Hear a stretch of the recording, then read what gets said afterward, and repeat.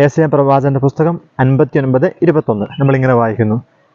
കർത്താവ് അരുളി ചെയ്യുന്നു, ഞാൻ അവരുമായി ചെയ്യുന്ന ഉടമ്പടി ഇതാണ്. നിന്റെ മേലുള്ള എൻ്റെ ആത്മാവും നിന്റെ അധരങ്ങളിൽ ഞാൻ നിക്ഷേപിച്ച എൻ്റെ വചനങ്ങളും നിന്റെയോ നിന്റെ സന്താനങ്ങളുടെയോ അവരുടെ സന്താനങ്ങളുടെയോ അധരങ്ങളിൽ നിന്ന് ഇനി ഒരിക്കലും അകന്നു പോവുകയില്ല. കർത്താവാണ് ഇത് അരുളി ചെയ്തിരിക്കുന്നത്. പ്രിയപ്പെട്ടവരെ, ഈ വചനം ആരംഭിക്കുന്നത് കർത്താവ് അരുളി ചെയ്യുന്നു പറഞ്ഞാണ്. ഈ വചനം അവസാനിക്കുന്നതും കർത്താവ് അരുളി ചെയ്യുന്നു എന്ന് പറഞ്ഞാണ്. അതായത് വചനത്തെ ഫ്രെയിം ചെയ്തിരിക്കുന്നത് കർത്താവ് അരുളി ചെയ്യുന്നു എന്ന് പറഞ്ഞുകൊണ്ടാണ്.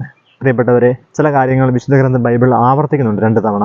ഉദാഹരണത്തിന് ഈശോ വിളിക്കുന്നുണ്ട്, ജെറുസലേം ജെറുസലേം, ശിമിയോൻ ശിമിയോൻ, മർത്ത മർത്ത എന്ന് പറഞ്ഞ ചില കാര്യങ്ങളെ അങ്ങോട്ട് പ്രൂവ് ചെയ്യുകയാണ്. ദൈവത്തിൻ്റെ വാഗ്ദാനങ്ങളെയൊക്കെ അത് സംഭവിക്കുന്നുള്ള രീതിയിൽ പരിശുദ്ധാത്മാവ് ചില കാര്യങ്ങൾ വെളിപ്പെടുത്തുകയാണ്. കാരണം ഇതിൽ മാറ്റമില്ല.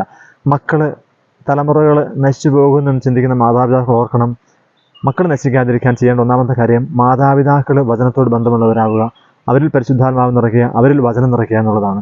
അങ്ങനെ മാതാപിതാക്കൾ ഇങ്ങനെയുള്ള കാര്യത്തിൽ ദൈവികത്തിന് വില കൊടുക്കുമ്പോഴാണ് കുഞ്ഞുങ്ങളിൽ ഈ അഭിഷേകം വെളിപ്പെടുന്നത്.